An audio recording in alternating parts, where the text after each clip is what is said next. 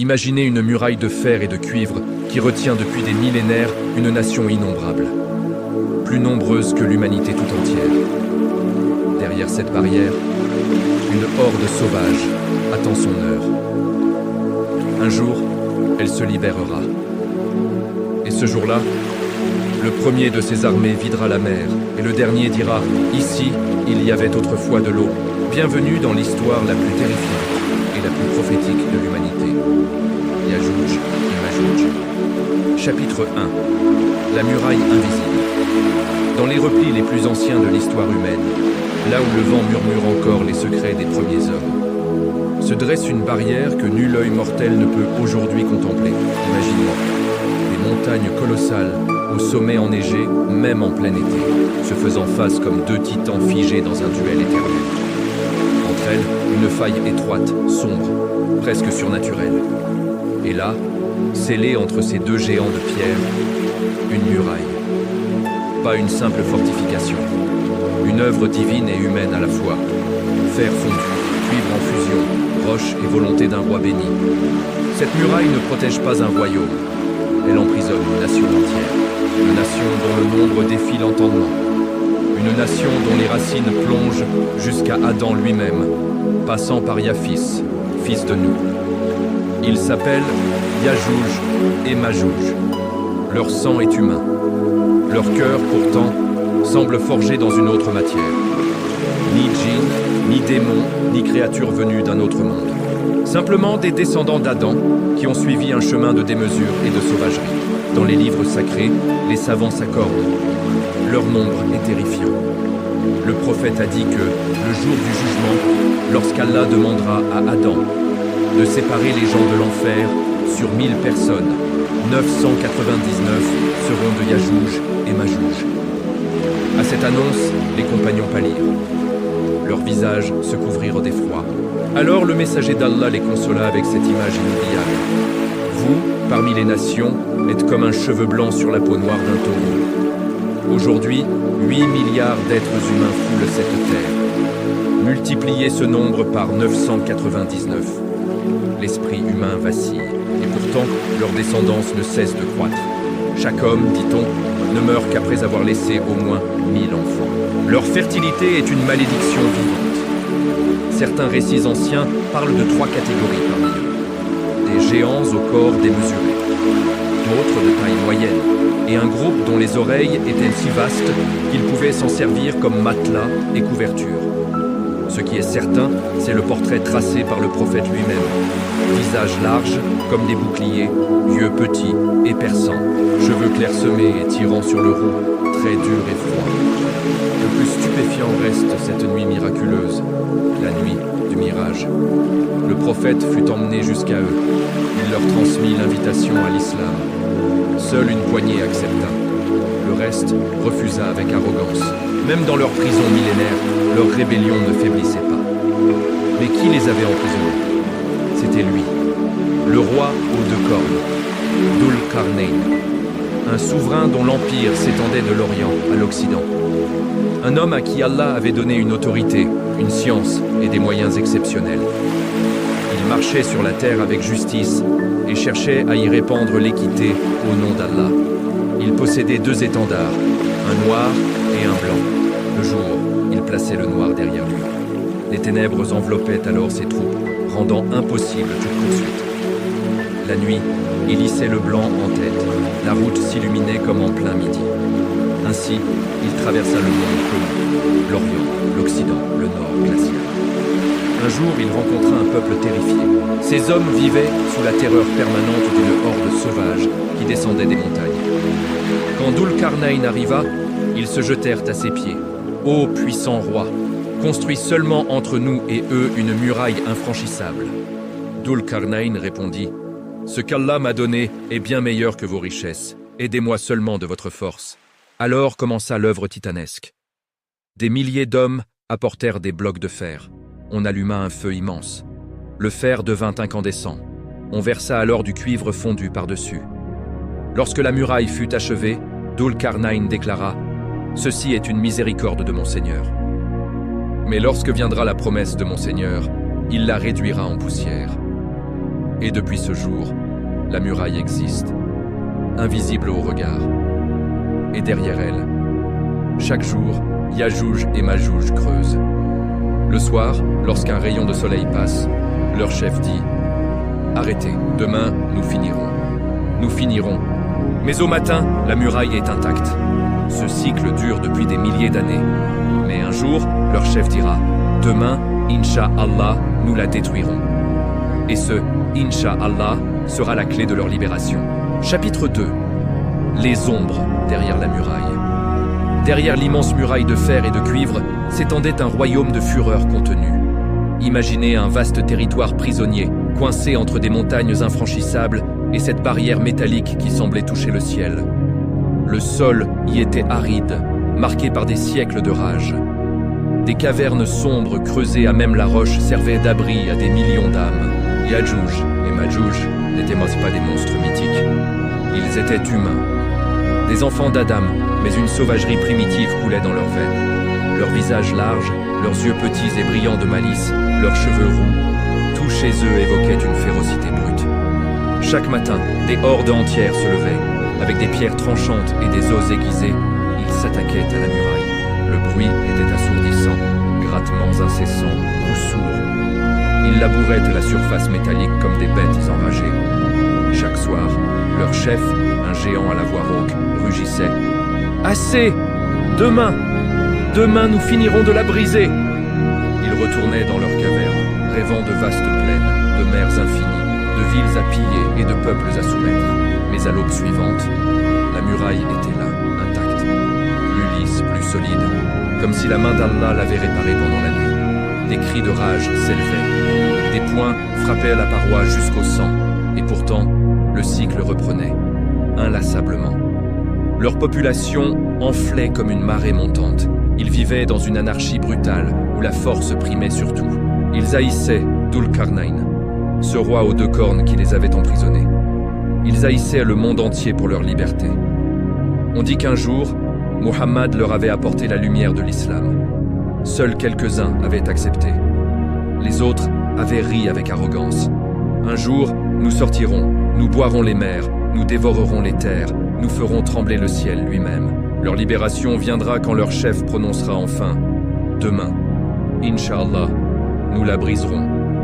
Dans le monde des hommes libres, les pieux continuent de prier « Ô Allah, protège-nous du mal de Yajouj et Majouj », car ils savaient que ce jour viendrait, comme une réalité terrifiante qui secouerait la terre entière.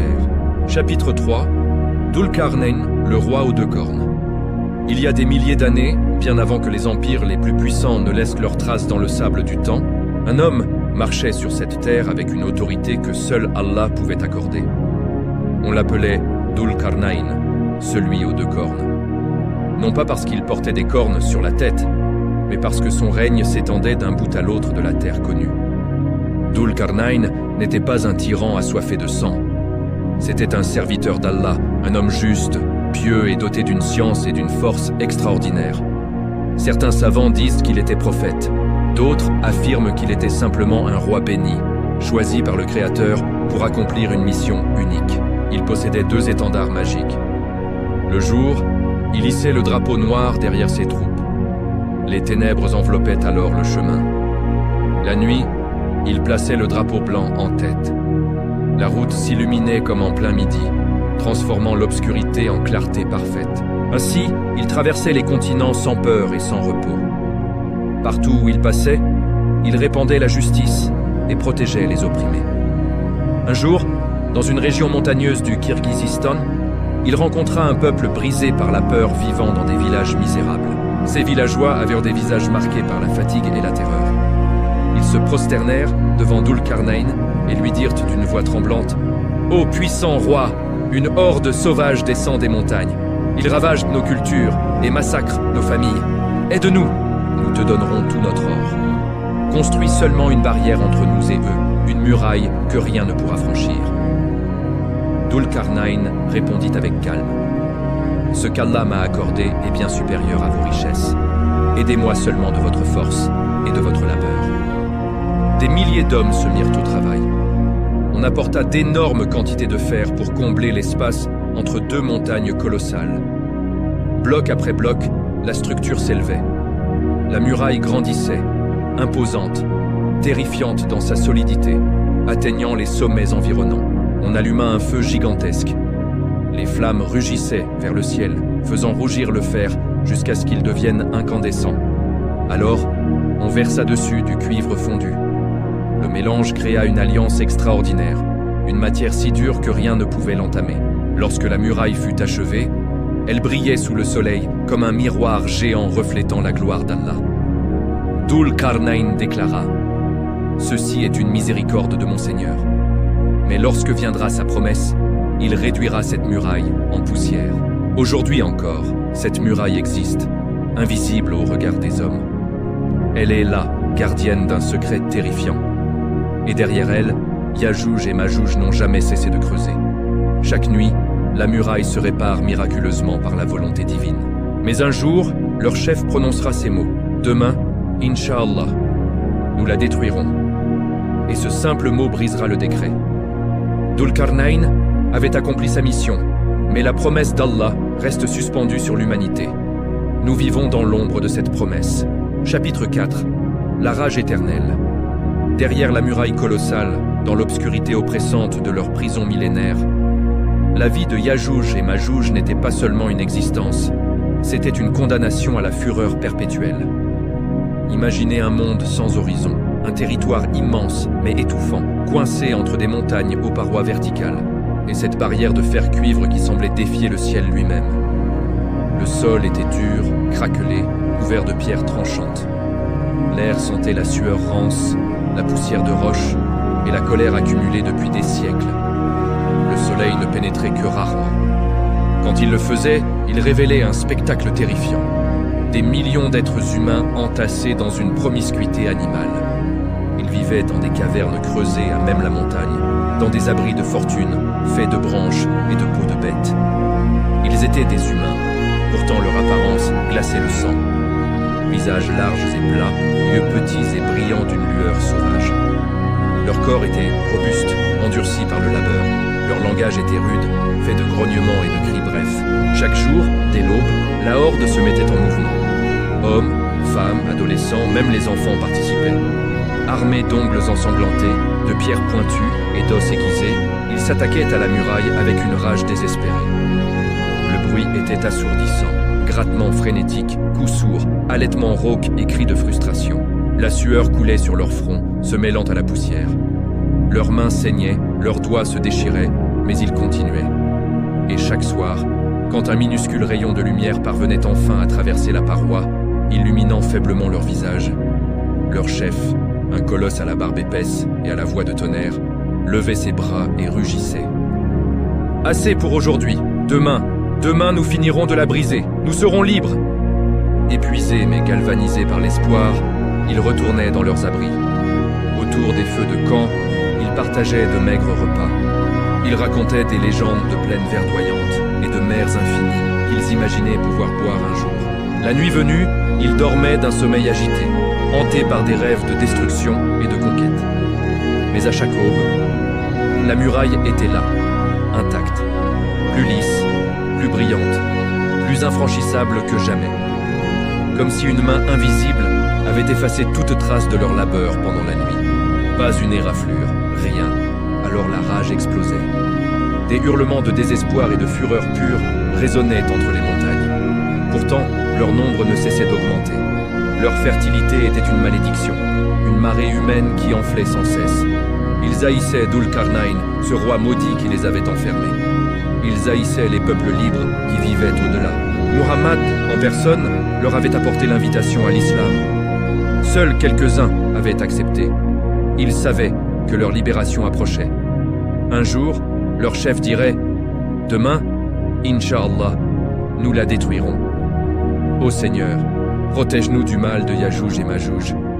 Protège-nous de ce jour où la muraille tombera. » Car ils savaient que ce jour viendrait comme une réalité qui secouerait les fondements même de l'humanité. Le monde des hommes libres continuait de tourner, ignorant encore la fureur qui bouillonnait derrière la muraille invisible. Mais dans les cieux et sur la terre, les signes parlaient. Ils parlaient un langage que seuls les cœurs éveillés pouvaient entendre. Le prophète Muhammad avait décrit avec précision l'ordre des grands événements qui secouraient l'humanité avant la fin des temps. 10 signes majeurs devaient apparaître. Et parmi eux, la sortie de Yajouj et Majouj occupait une place redoutable. Le premier grand signe fut le Dajjal, l'Antéchrist, l'imposteur ultime. Un être à l'œil unique dont la puissance illusionnerait le monde. Il apparaîtrait à une époque de corruption morale. Les cœurs seraient durs comme la pierre. Le mal serait célébré ouvertement. Il ordonnerait aux nuages de pleuvoir et ils obéiraient.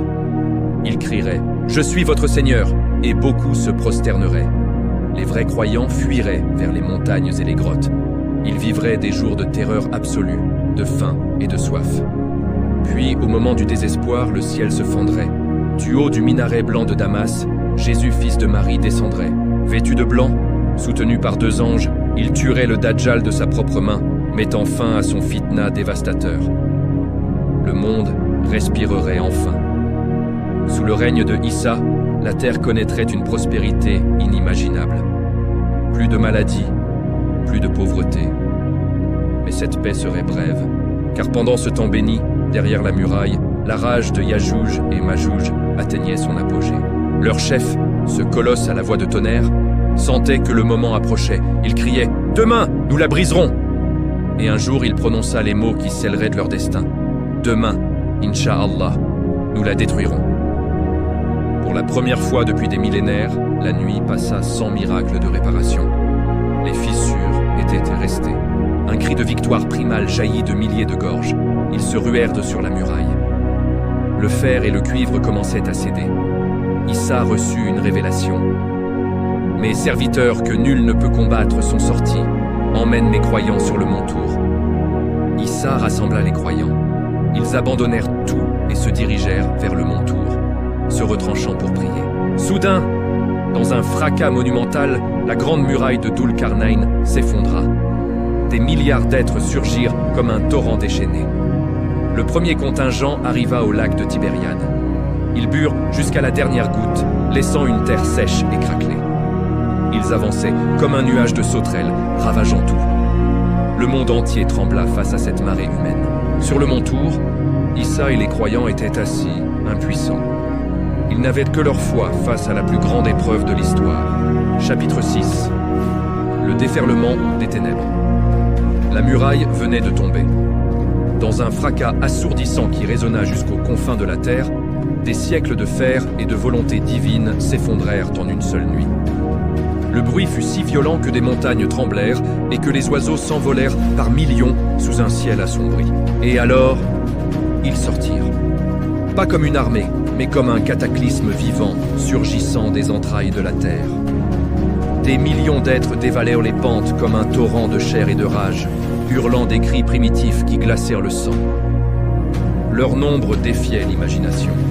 Une marée humaine infinie, une vague noire qui recouvrait les plaines, les collines et les vallées.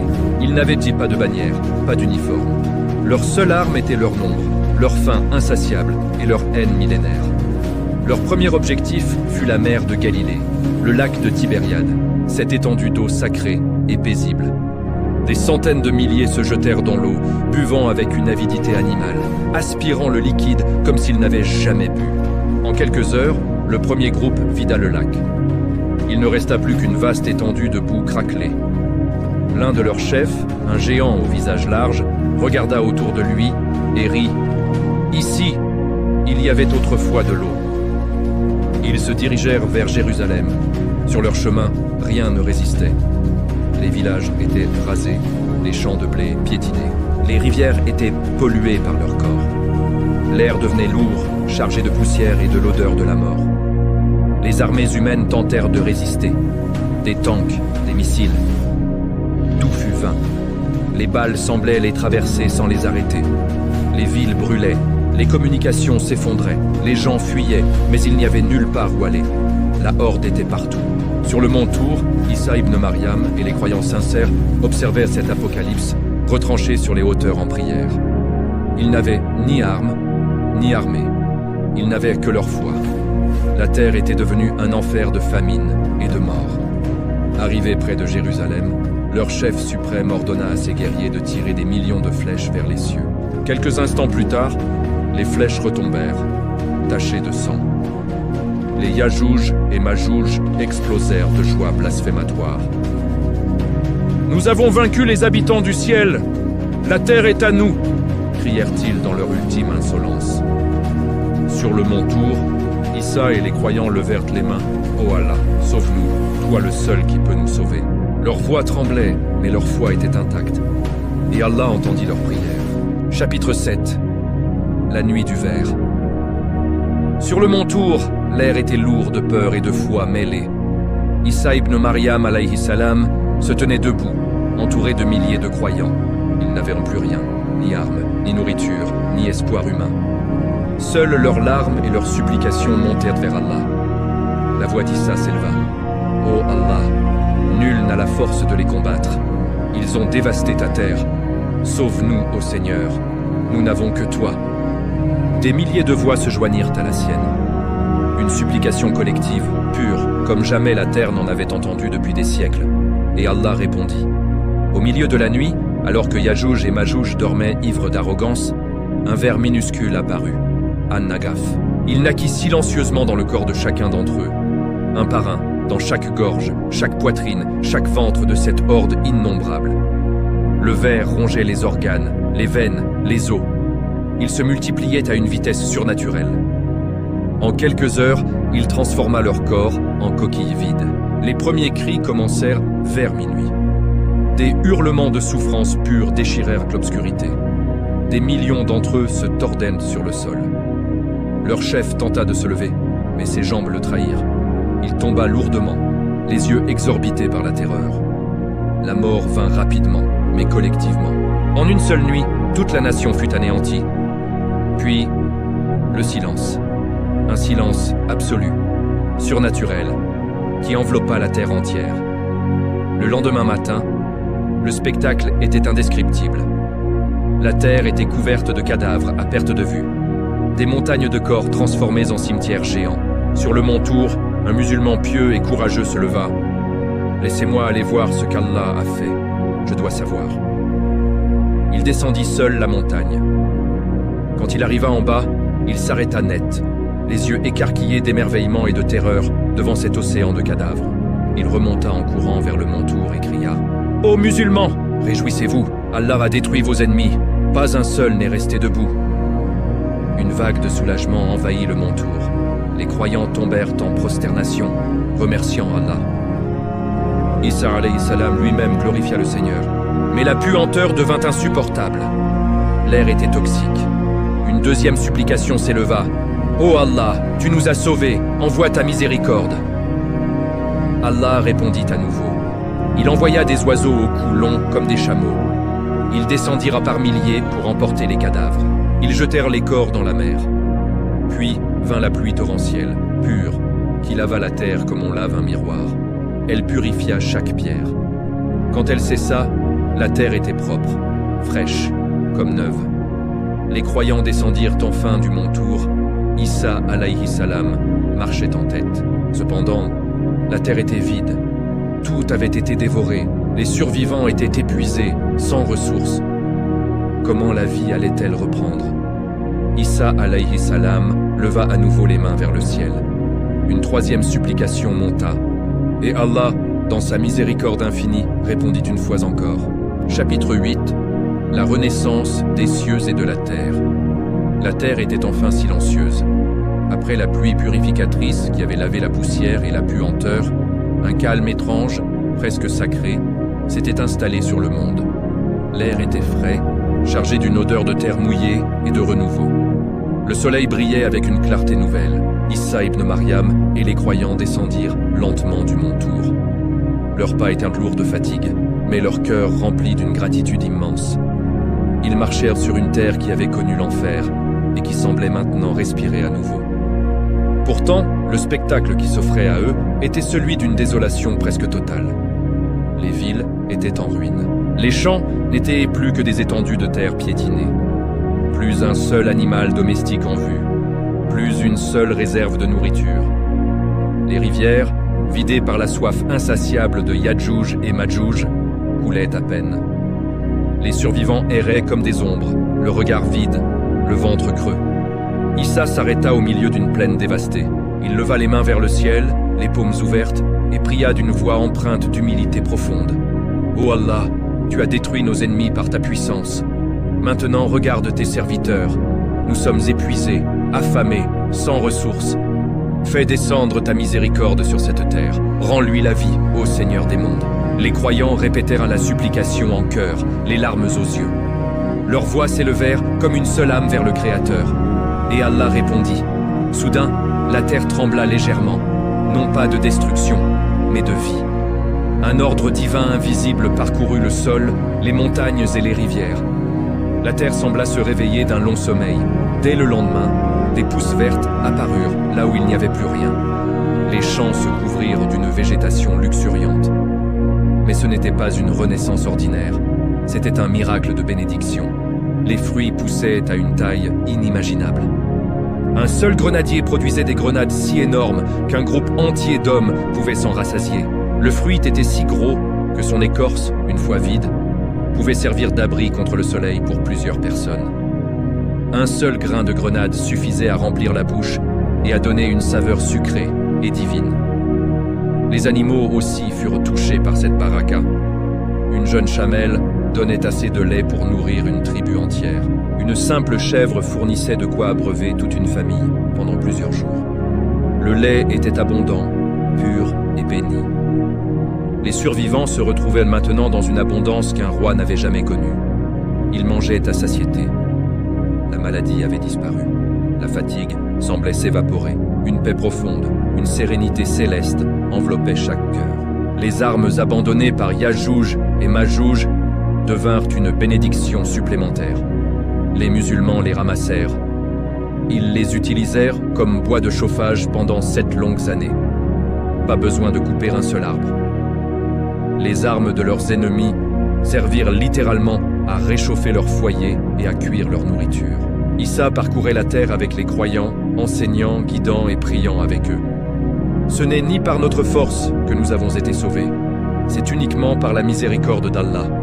Les gens vivaient maintenant dans une harmonie proche du paradis. Plus de guerre, plus de jalousie, plus de tyrannie. La justice régnait naturellement. Les cœurs étaient tournés vers Allah. La terre produisait sans effort excessif. Pourtant, au milieu de cette abondance, une leçon profonde s'imprimait. Tout ce que l'homme avait construit avait été réduit à néant. Seule la main d'Allah avait suffi. Une simple créature, un ver minuscule, avait anéanti ce que des milliards n'avaient pu vaincre. Les survivants se réunissèrent le soir autour des feux alimentés par les armes de leurs ennemis et se racontèrent cette histoire. Ils pleuraient en se souvenant de la terreur, puis souriaient en contemplant la baraka qui avait suivi. Si les prophètes eux-mêmes craignaient ce jour, comment pourrions-nous nous sentir en sécurité sans revenir constamment à lui? Cette période de bénédiction fut comme un avant-goût du paradis sur terre. Mais elle n'était pas éternelle.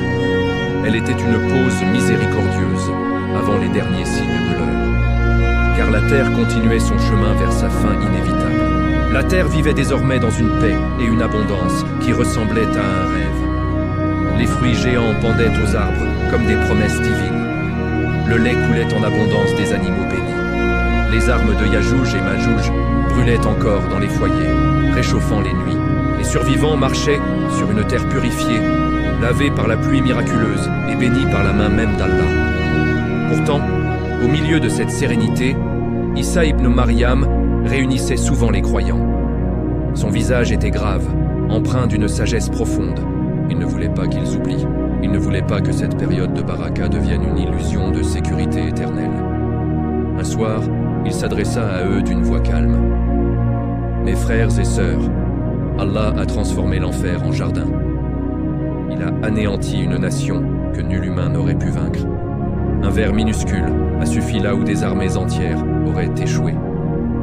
Ni fusil, ni chars, ni murailles modernes n'ont arrêté Yajouj et Majouj. Seule la supplication sincère a tout changé. Souvenez-vous, même les prophètes demandèrent protection. Le prophète Muhammad entrait chez Habiba avec le visage marqué par l'inquiétude. Il disait « Aujourd'hui, un grand trou a été percé dans la muraille de Yajouj et Majouj. Il montrait la taille avec ses doigts. Les compagnons demandaient si la destruction viendrait même avec des gens pieux. Il répondait « Oui, lorsque le mal se répandra ouvertement ».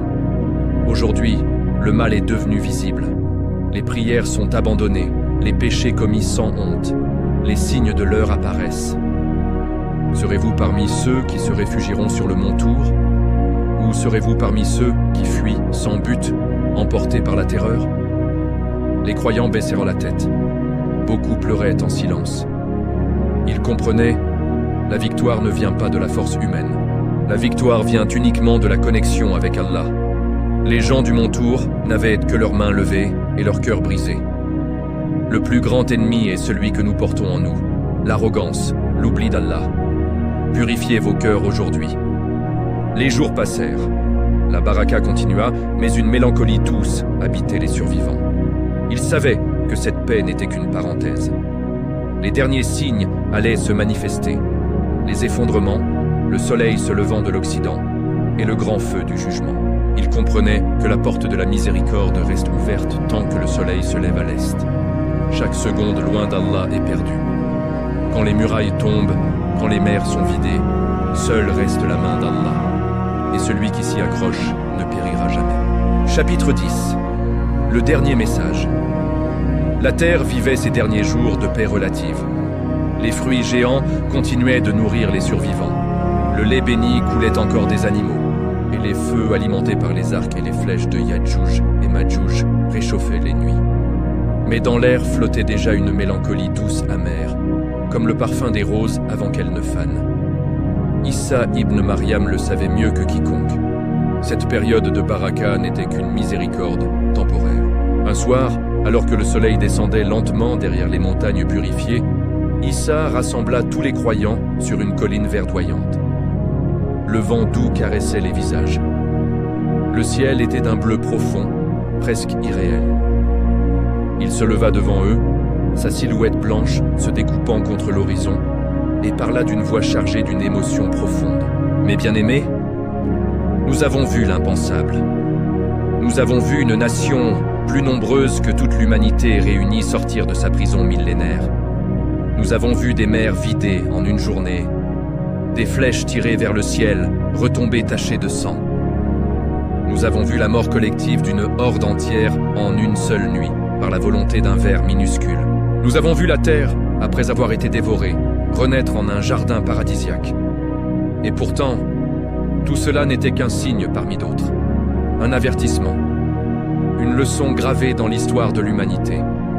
Ô vous qui m'écoutez aujourd'hui, et vous qui regarderez ces images dans les siècles à venir, sachez que Yajouj et Majouj ne sont pas seulement une histoire ancienne. Leur sortie est inscrite, leur déferlement est certain, et avant eux viendront d'autres épreuves, le Dajjal, la descente d'Issa. Mais la vraie question n'est pas quand viendront-ils. La vraie question est, où serez-vous ce jour-là?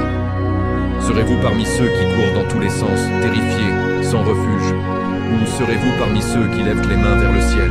Ô Allah, nous n'avons aucune force contre eux. Sauve-nous, toi le seul sauveur.